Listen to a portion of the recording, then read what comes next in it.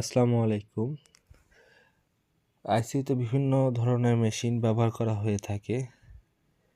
তার মধ্যে এটি হলো সিরিঞ্জ পাম্প, যা আমরা সামনে দেখতে পাচ্ছি। এটির মূল কাজ হলো বিভিন্ন রকমের ড্রাগ বা মেডিসিন নির্দিষ্ট সময় ধরে নির্দিষ্ট মাত্রায় মানবদেহের ইন্টারভেনাস রুটে বা শিরায় প্রয়োগ করা।